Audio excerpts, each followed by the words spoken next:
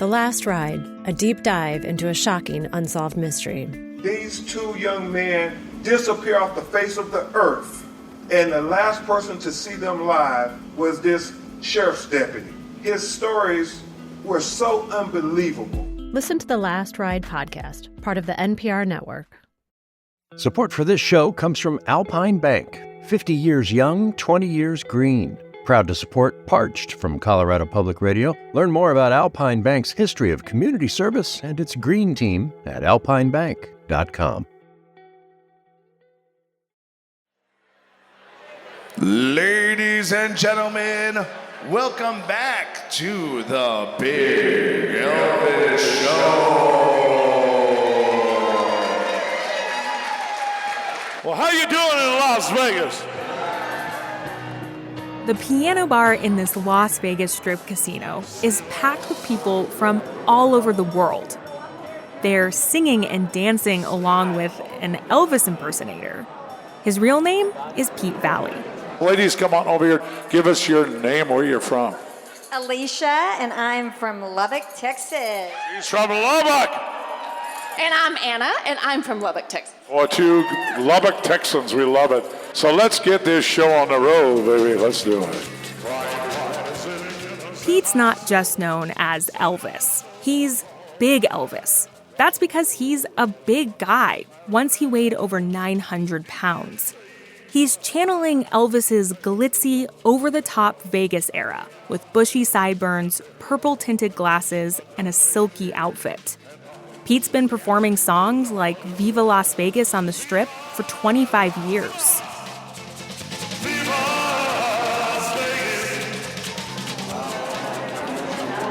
I was in the talent contest like Elvis in high school. Everybody screamed and yelled, and I knew right away. I was like, I got to do this. So Pete's mom brought him to Nevada when he was 15. He was drawn to this desert oasis, a city awash in sparkling lights, palm trees, big fountains, and pools. Well, I remember as a young boy, when I moved here, water was abundant. I mean, I remember the fountains at Caesars, 24/7 going off. I mean, it was just, so much water. Everything was water, but it was unlimited water, so nobody thought about it. Las Vegas is in the Mojave Desert, the driest desert in the country. So this city feels like a mirage, like an optical illusion sprung up from the vast blackness of the undeveloped desert landscape surrounding it. Las Vegas, as we know it, shouldn't exist. And it's hard to believe that it does. This mirage, this illusion people flock to let loose and play hard, is built on Colorado River water. It wouldn't be here without it. It is a desert, but a lot of this world isn't all on the coast, and it's not all in the perfect spot. I think this is a playground for America, and it should continue to be always. But in the backyard of America's playground is Lake Mead. It's the country's largest reservoir, and it's going dry. Without it, the Las Vegas fantasy turns back to dust. So the city has to figure out how to play it safe with just one thing, and that's water.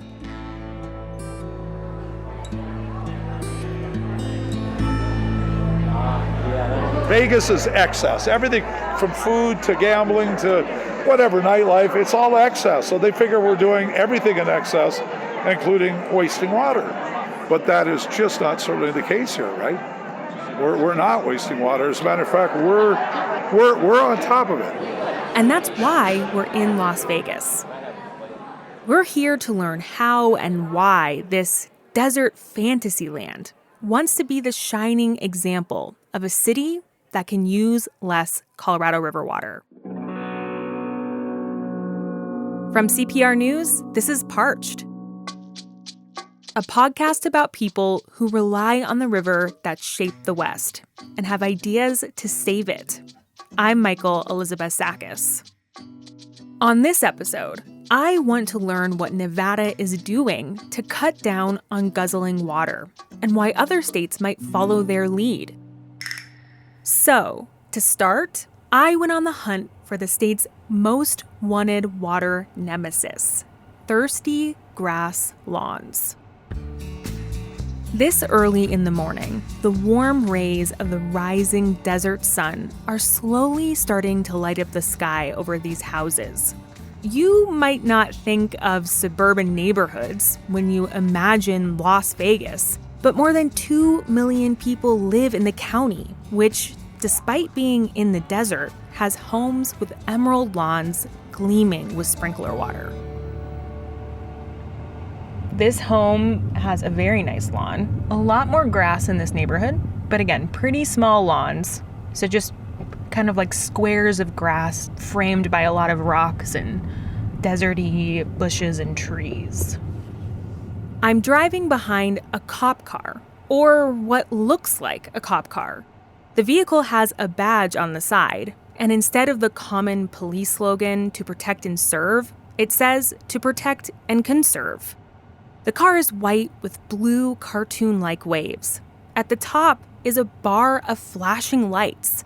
We're out here patrolling for water bandits. We are taking a left on a street called Beach Walk. Oh wow, they just turned the patrol lights on as they entered this neighborhood. This is the Las Vegas Valley Water District's Water Waste Investigation Unit. And they're out here early in the morning to try and catch people wet-handed. I promise I didn't make that up. That's a slogan they use.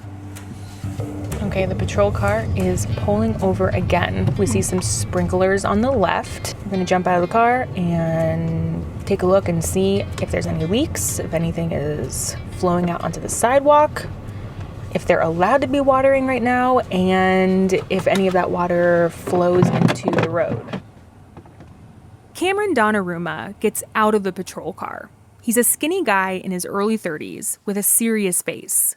He's wearing a yellow fluorescent safety vest, and there's a badge stitched on the front of his shirt that says Water Patrol. He's pulled out his phone and is filming sprinklers watering a small patch of grass. Water is running off the grass and into the street. There is no contributing flow upstream. There also appears to be a broken sprinkler in the front yard of this property. Okay, so tell me what you were just doing there. As we were patrolling the area, we noticed that this irrigation was running and water was leaving the property heading down the street. So that is considered a violation according to the Las Vegas Valley Water District. I also did cite that broken sprinkler, the one that's kind of still squirting out. This broken sprinkler shooting water out onto the street is a satisfying find for Cameron, but a big problem for Las Vegas. Actually, it's a big problem throughout the Colorado River Basin. Watering lawns in Phoenix, Denver, Los Angeles, just to name a few, is a big way cities use their Colorado River supply. About 60% of Nevada's entire Colorado River budget goes outdoors to things like keeping trees, gardens, and grass alive. So that's why Cameron has this job, a water waste investigator. He says he mostly gives out warnings, but today he's giving these homeowners a fine because they're repeat offenders. They've been caught wet-handed before. So Cameron writes out a ticket, hangs it on the garage door, and puts a flag in the grass where the broken sprinkler is. What kind of fine are they looking at? Most single-family homes, the first fine starts at $80.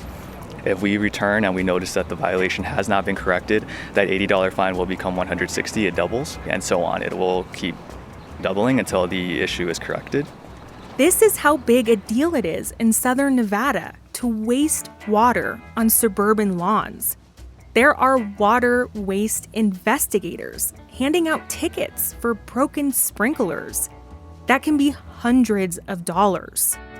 With the drought, the state's share of the Colorado River is shrinking, and every drop counts.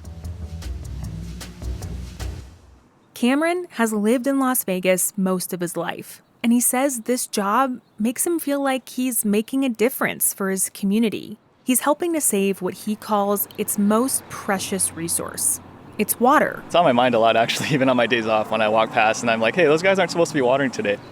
And when Cameron sees water being wasted, even when he's off the clock, he'll report it. My supervisor does joke, like, oh, I saw your name again on the reports. I submit things. And I encourage my friends and family to do it too, for sure. So, I'd love to talk about your patrol car. yes. It feels like you want people to see you. Exactly, yeah, that's the point. It's very flashy. We have the amber lights on top. Some people confuse this for, like law enforcement.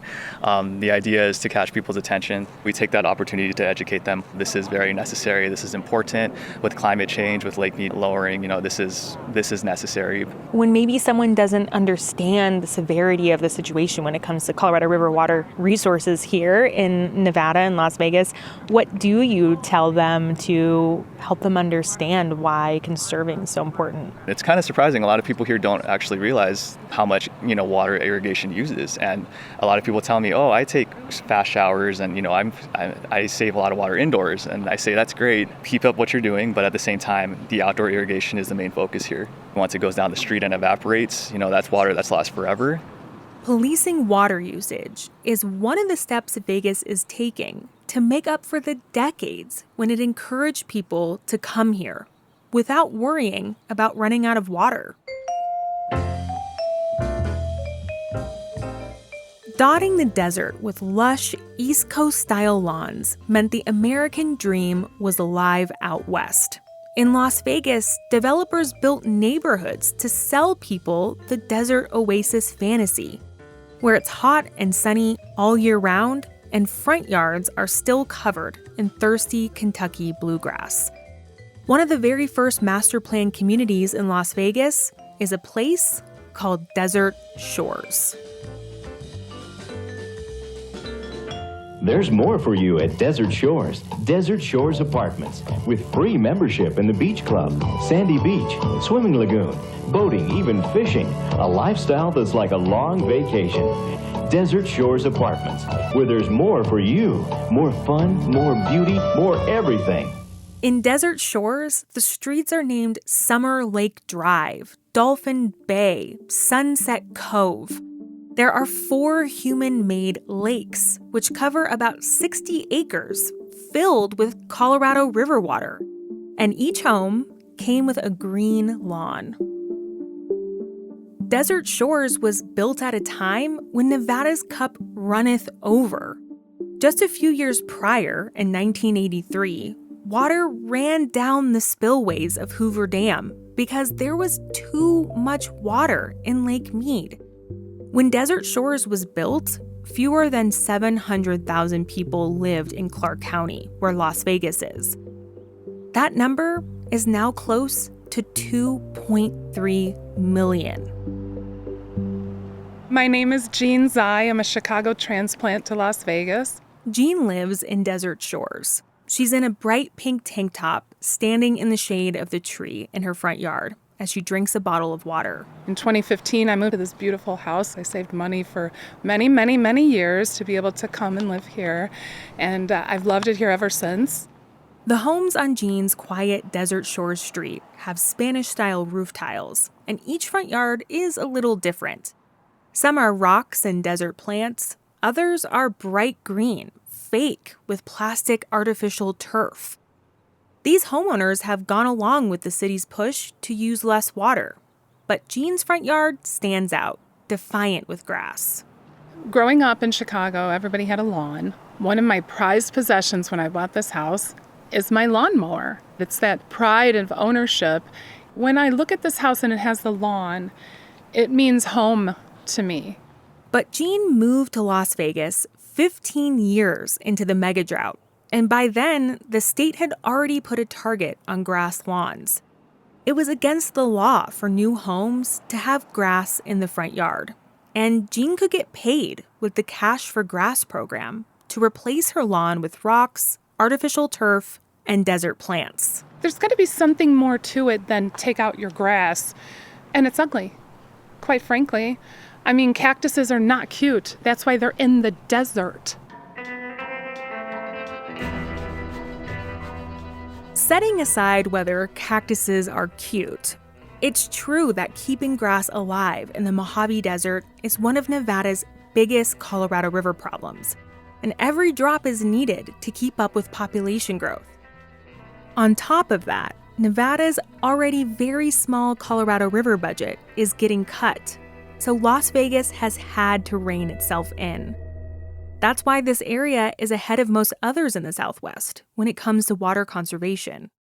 So today, grass is now totally banned at new homes, and places like Desert Shores, where Jean lives, are now required by law to spend millions of dollars to tear out a bunch of grass that's already been planted. After the break, drama over neighborhood grass. And then, when everyone else here is cutting back, why do the casino fountains keep spouting water into the air?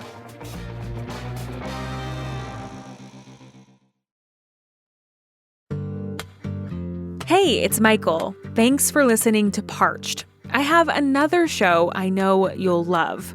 Ghost Train is about an ambitious plan for commuter rail in Colorado, how it got sidetracked, and where Denver and other cities might go from here. It's a question facing cities across the country. Find Ghost Train wherever you get your podcasts. Support for this show comes from Alpine Bank. 50 years young, 20 years green. Proud to support Parched from Colorado Public Radio. Learn more about Alpine Bank's history of community service and its green team at alpinebank.com. For decades, Nevada has paid people and businesses to voluntarily rip out thirsty grass. Now, Are you ready? Big Elvis reads a new Nevada law. It says, The waters of the Colorado River, distributed by the Southern Nevada Water Authority and one of the members' agencies, that by 2027, you can't use Colorado River water to keep decorative grass alive in Nevada. The law applies to grass that's just there for looks, like alongside streets, in medians, and parking lots. Thank you very much. Thank you, Big Elvis. Let's go back to Jean. The grass in front of Jean's house is safe under this law, but the grass around Jean's community, planted in the 1980s when Desert Shores was first built, has to go. They're tearing out grass all over the neighborhood. If you take just a few left turns out of your neighborhood right now, you can see that they've already started the process. When you see them killing the grass, taking the grass out, replacing it with rocks and plants, tell us about the moment when you first saw them doing that work. You know how when people are protesting, they'll just lay in the street? I wanted to do that. I wanted to just lay on the grass just one more time at least, and I wanted to go over there and just kick their shovels out of their hands, and I'm more civilized than that, and of course they'll make it look, quote, nice, but it's not grass, and it's definitely already looking way different than it did when I chose to move here. It's looking way different, even from one day to the next, right before my eyes.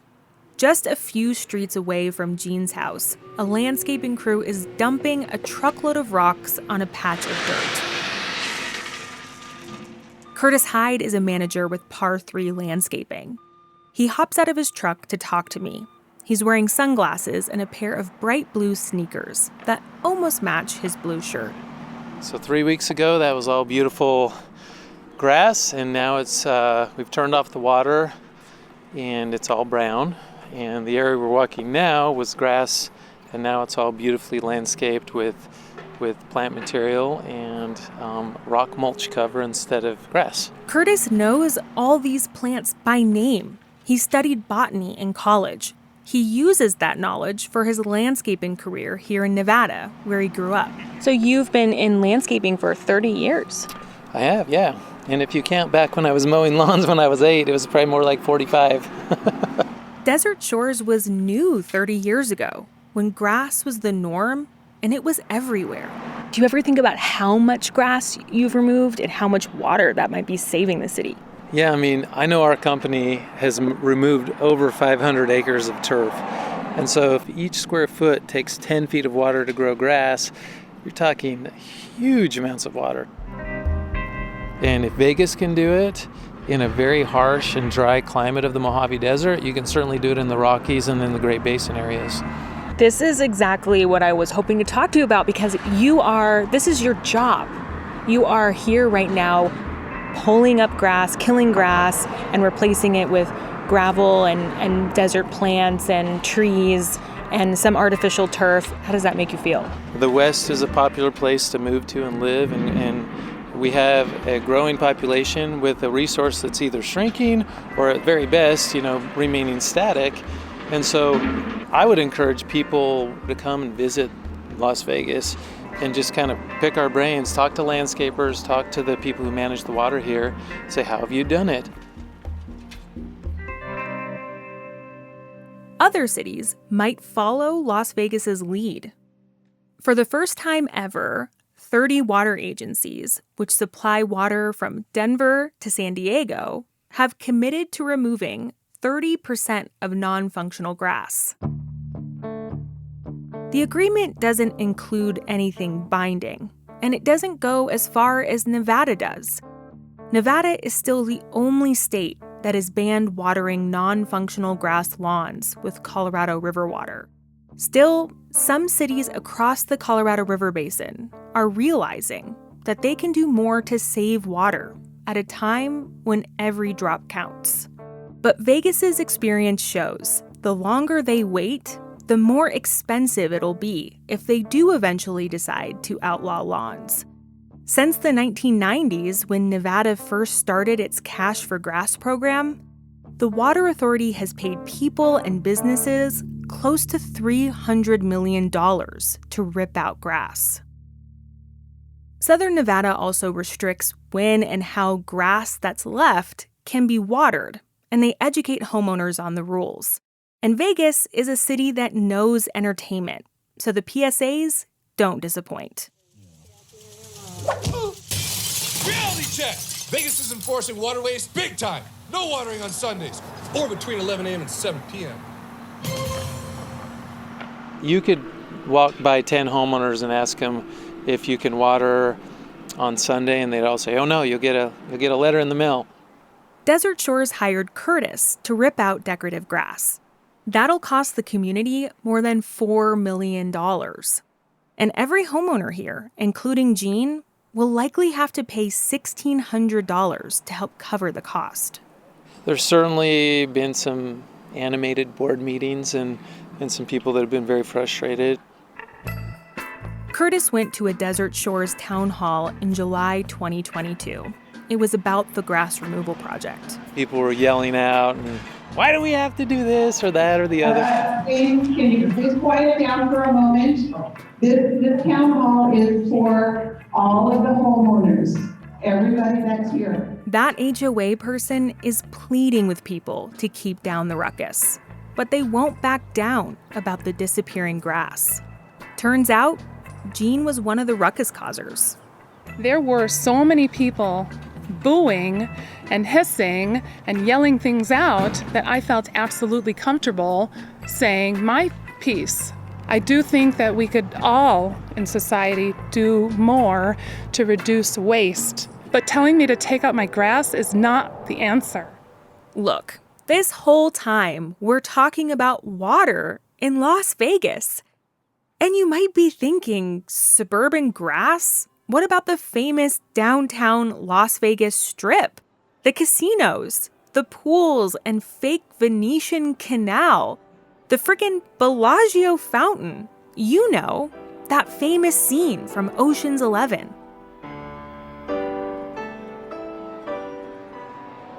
That's the best part. I saved the best for last.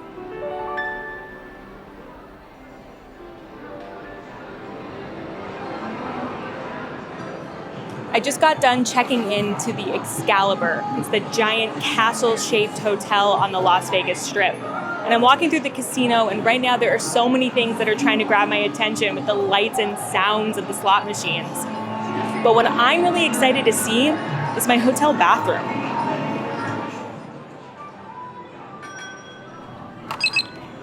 I'm about to turn on the faucet. Here's the shower.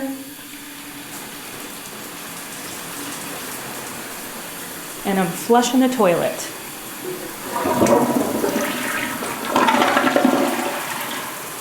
All of this water is going back to Lake Mead. Any water that hits a drain, the faucet, the bathtub, the shower, the toilet, it all gets treated and sent back to the reservoir. And here on the Strip, all of the water going down the drains of these giant luxury hotels gets treated and returned to Lake Mead. So does all the water in all the homes and businesses in all of southern Nevada. This is huge for their conservation efforts because every gallon of water the state can put back in the reservoir, they get 1 gallon credited back to them. When that happens, it's like Nevada didn't use any of that water at all.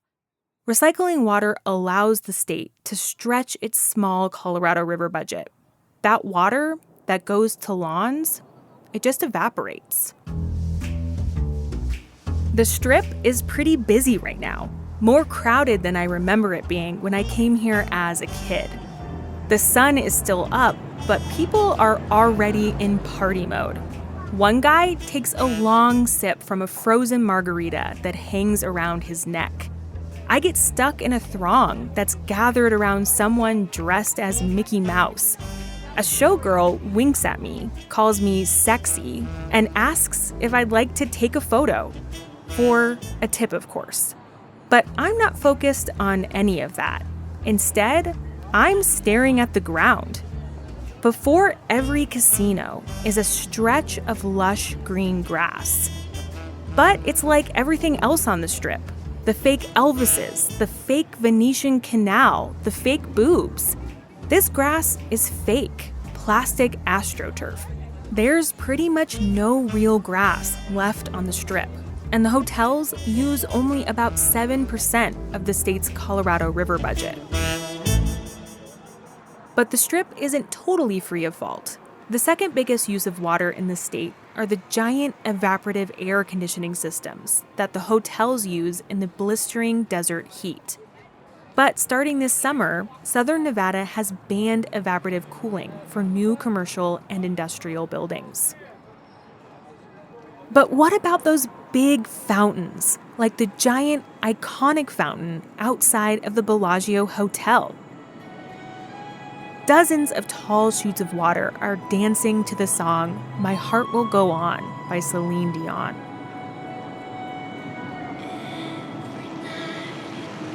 There are hundreds of people on the Las Vegas Strip who have stopped to watch the performance. As the song picks up, the water blasts hundreds of feet into the sky. The force is so powerful, it sounds like a cannon.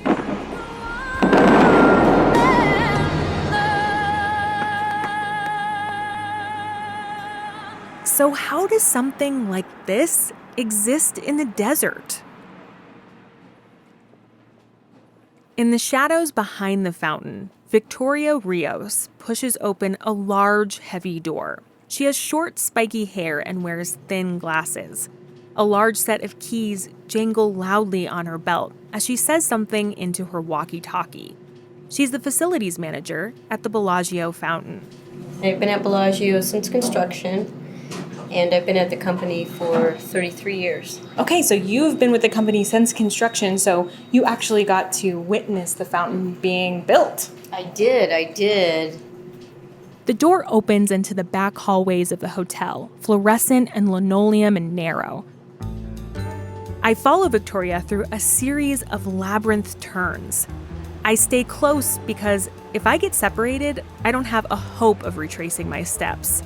I'm starting to think we might be lost, but then the hallway opens into a concrete industrial space with tall ceilings and a strong smell of chlorine.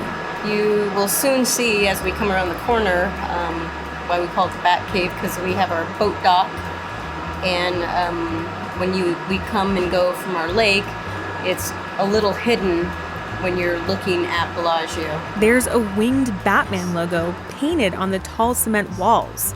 This place does feel like a hidden underground lair complete with a boat dock. There's a few guys in scuba suits getting their small maintenance barge ready to head out onto the fountain. All right, come on board. We can go on board? Yes. Oh my gosh. Walk the plank. Okay, walking the plank. Thank you for the assist. And then I go this way? They come this way. The boat's engine turns on. Wait, are we actually going out on the lake? Oh my gosh! If you can't tell, I'm kind of losing it with excitement. Okay, so we are on a barge and we are now floating out onto the waters of the Bellagio fountain.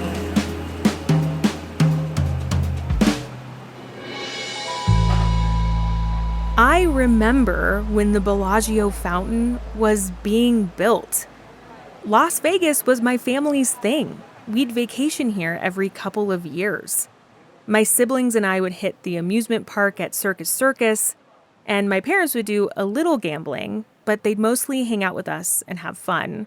The 6 of us would pack into our Suburban and make the 11-hour drive from Denver. It was 1998. I was 8 years old when I first watched the fountain dance to this very same Celine Dion song. I was absolutely captivated. With each visit afterwards, I'd always look forward to the cool mist of the fountain hitting my hot, sweaty face after walking around the desert all day. So, taking a boat out on the water was a pretty amazing moment for me. The crew tests a few of the fountain's high-powered shooters.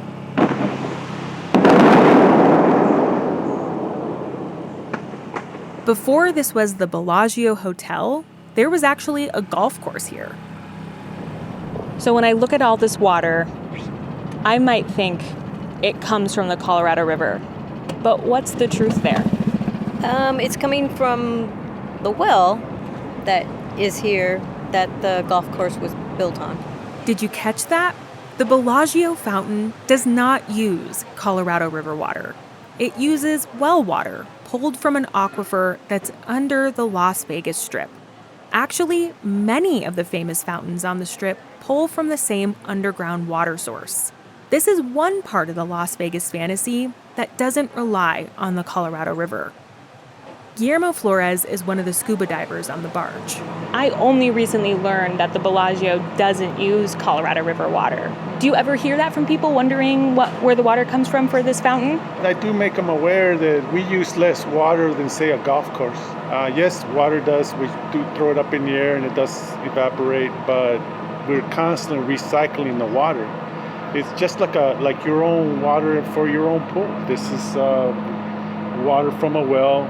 We treat it, it's refurbished and put right back in. We float back to the boat dock in the Batcave.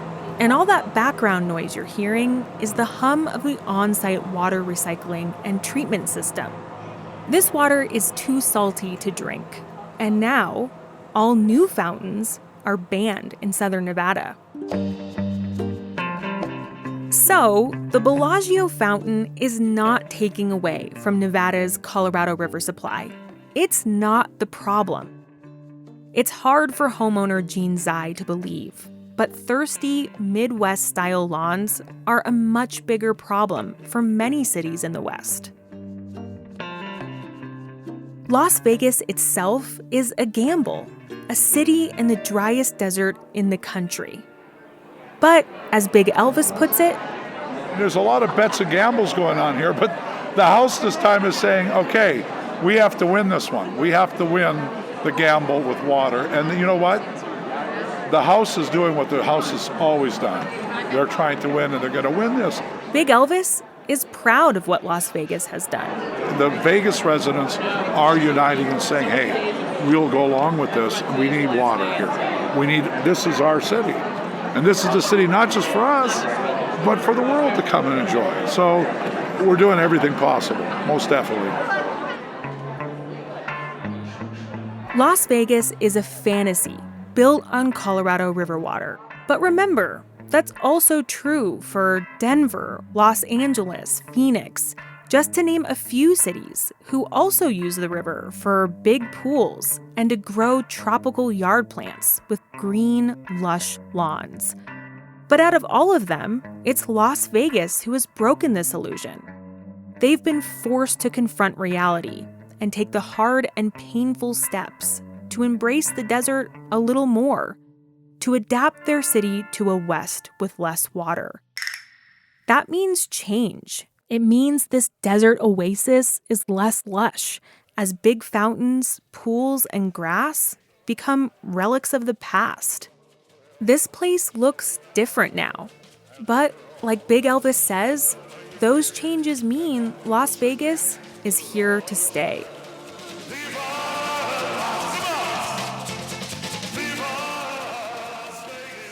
Vegas is conserving water by using less in the first place.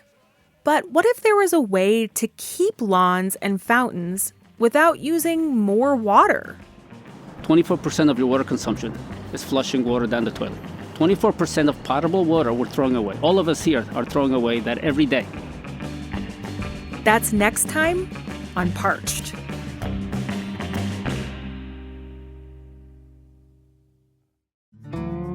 Hi, my name's Emily Williams, and I'm part of the team that works behind the scenes on Parched. Our team traveled throughout the Southwest to report this podcast over the past year. If you love this show and believe in solutions-based journalism, do us a favor. Please take some time to rate or review this podcast on your favorite podcast platform. It helps other people find Parched. Thanks for listening.